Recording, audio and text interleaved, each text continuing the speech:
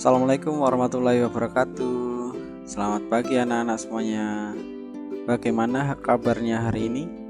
Semoga kita selalu diberikan kesehatan, keselamatan, dan terhindar dari virus COVID-19 ini. Anak-anakku semuanya, untuk pagi ini pembelajaran PJOK kelas 2 tidak praktek terlebih dahulu, tetapi anak-anak nanti akan diminta untuk mendengarkan penjelasan teori tentang gerak dominan senam lantai. Jadi silahkan untuk mempersiapkan buku dan alat tulis untuk merangkum.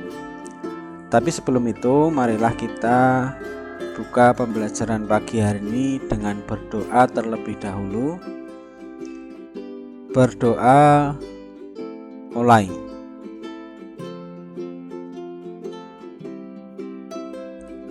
Cukup anak-anakku semuanya, untuk pembelajaran kali ini kompetensi dasar yang akan kita pelajari adalah kompetensi dasar 3.5, yaitu memahami berbagai gerak dominan, bertumpu, bergantung, keseimbangan, berpindah atau lokomotor, tolakan, putaran, ayunan, melayang, dan mendarat dalam aktivitas senam lantai.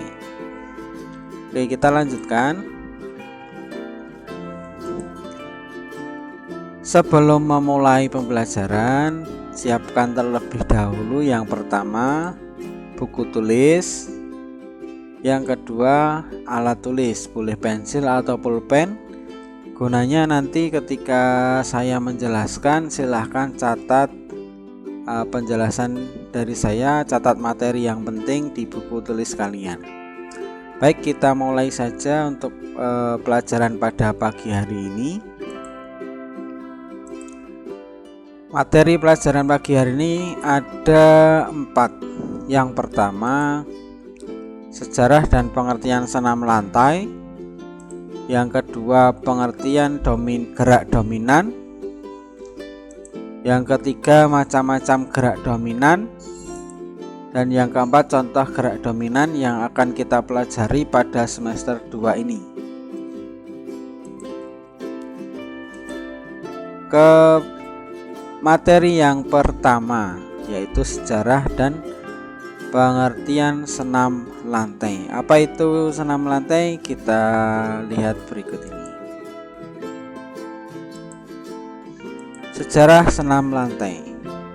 Olahraga senam sendiri mulai dikenal di Indonesia pada sekitar tahun 1912 saat masa penjajahan Belanda.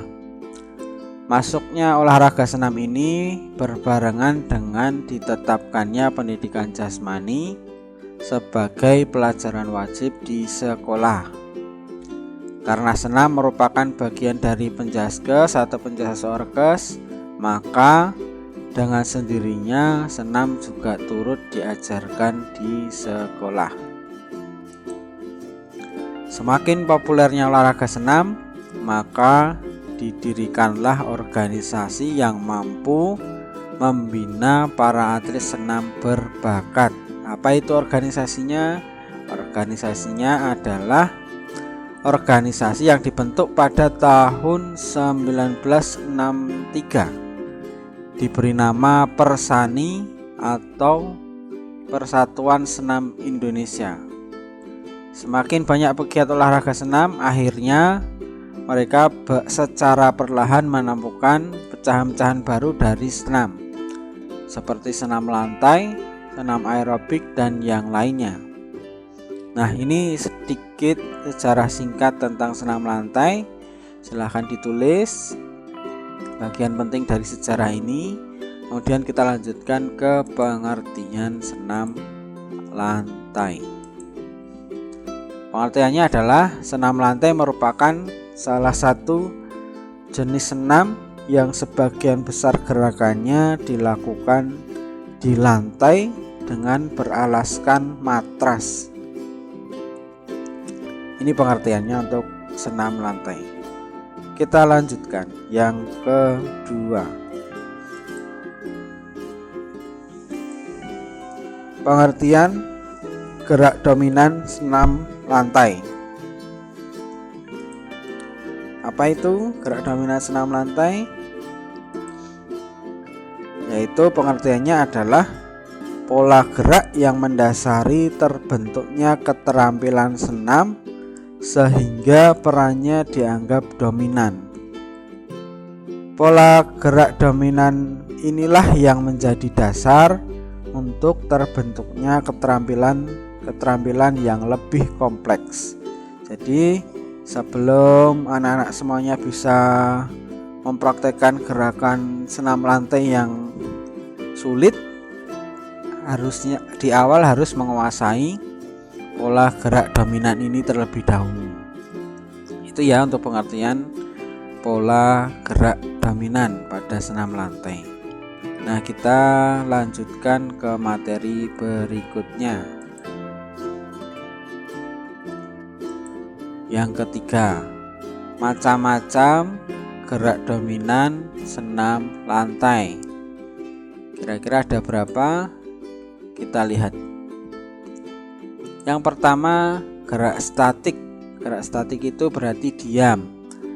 Ini ada sikap bertumpu, menggantung, dan keseimbangan. Itu gerak dominan yang pertama. Gerak dominan yang kedua yaitu mendarat. Jadi setelah misalkan melompat, itu mendarat. Itu bagaimana caranya mendarat dengan benar, harus dikuasai. Kemudian yang ketiga, gerak berpindah atau lokomotor. Yang keempat, melompat atau meloncat. Berbeda ya antara melompat dan meloncat. Apa perbedaannya? Nanti kita pelajari di materi berikutnya. Dan yang kelima, gerak berputar. Yang keenam, mengayun dengan sikap menggantung atau menggantung dengan sikap menumpu. Nah, ini ada 6 macam-macam gerak dominan, tapi untuk pembelajaran pagi hari ini kita tidak semuanya kita praktekkan. Untuk semester 2 ini hanya kita ambil beberapa contoh geraknya saja nanti. Nah, masuk ke materi yang keempat, gerak dominan senam lantai di kelas 2 ini, yang nanti akan kita pelajari 4 pertemuan insya Allah. Yang pertemuan pertama kemarin sudah kita lakukan, terus pertemuan kedua ini kita teori, pertemuan ketiga dan pertemuan keempat nanti kita praktek kembali. Nah, gerakan dominan senam lantai yang akan kita pelajari adalah yang pertama, bertumpu pada tangan. Nanti ada beberapa gerakan bertumpu pada tangan, dan minggu kemarin kita sudah mempelajari untuk bertumpu pada tangan. Yang kedua, gerak berpindah atau lokomotor. Nanti apa saja gerakannya kita lihat berikut ini nanti. Kemudian yang ketiga, gerak ayunan, lebih ke ayunan lengan nanti. Dan yang terakhir, gerak meloncat. Bukan melompat ya, tapi meloncat. Untuk semester ini ada 4 gerakan ini, nanti kita jelaskan lebih rinci setelah ini. Dimulai dari yang pertama, bertumpu pada tangan. Gerakan yang pertama kemarin sudah kita praktekkan, silahkan lihat berikut ini.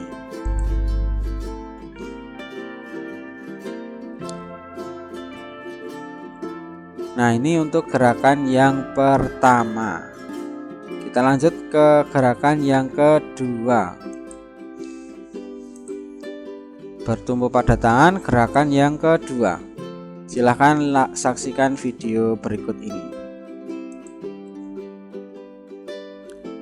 Posisi seperti posisi push up, tetapi tetap ditahan. Nah, ini untuk bertumpu pada tangan gerakan yang kedua.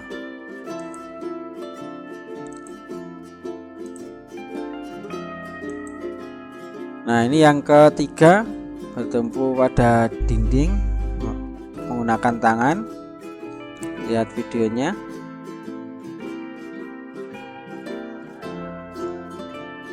Nah, untuk bertumpu pada tangan hanya ada 3 gerakan, dan kemarin sudah kita pelajari di minggu kemarin ya. Kita lanjutkan materi selanjutnya, gerak berpindah atau lokomotor. Yang pertama, guling depan. Nah, untuk kelas 2 ini gerak berpindah, yang kedua geser ke kanan dan ke kiri. Nah, ada 2 ini berpindah atau lokomotor. Yang pertama guling depan dan bergeser ke kanan dan ke kiri.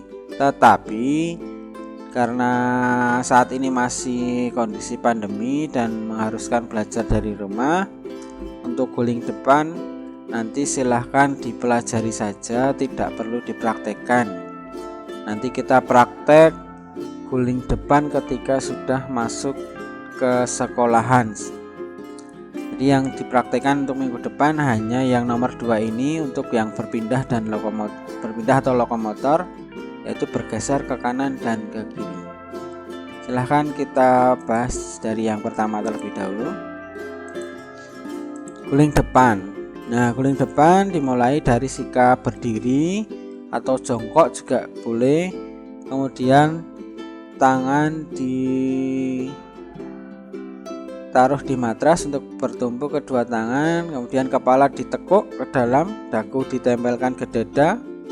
Yang ketiga, berguling ke depan,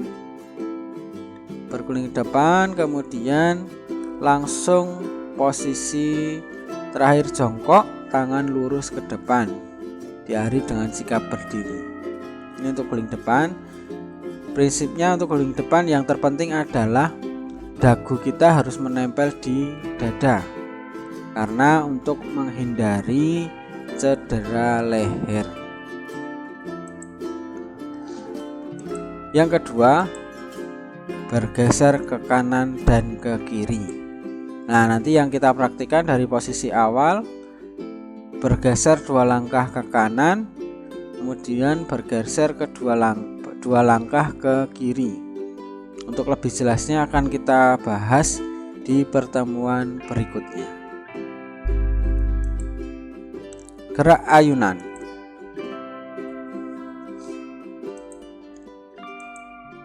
Ayunan ke belakang dan ke depan. Silahkan dilihat. Nah, ini nanti ayunan ke belakang dan ke depan ini menjadi dasar ketika kita mau melakukan gerak meloncat.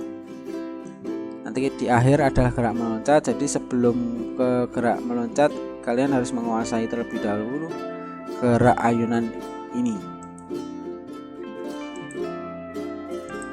Gerak ayunan yang kedua, samping kanan dan samping kiri. Silahkan dilihat.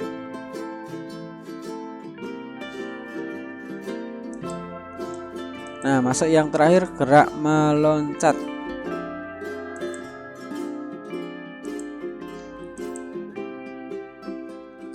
Gerak meloncat diawali dengan ayunan ke belakang tadi, kemudian meloncat ke depan, dan ketika mendarat lutut ditekuk ya. Jangan ketika mendarat lutut tidak boleh lurus, harus ditekuk, mengeper ke bawah agar tidak terjadi cedera lutut. Kedua tangan lurus ke depan. Nah, itu dulu anak-anak semuanya materi yang saya sampaikan pada minggu ini. Ingat, minggu ini belum praktik, hanya teori, penjelasan, dan tugas pada hari ini adalah: 1. Silahkan catat materi yang telah disampaikan di buku tulis. Yang kedua, bukalah link yang telah dikirimkan oleh saya, kemudian isi presensi dan menjawab pertanyaan. Anak-anak semuanya, pada pertemuan hari ini saya rasa cukup. Tetap jaga kesehatan, tetap patuhi protokol kesehatan, jangan lupa pakai masker, menghindari kerumunan, menjaga jarak, dan yang terpenting adalah makan makanan yang bergizi agar kita selalu diberi kesehatan dan terhindar dari virus COVID-19. Baik anak-anak semuanya, sebelum pembelajaran pada pagi hari ini kita akhiri, marilah kita berdoa terlebih dahulu.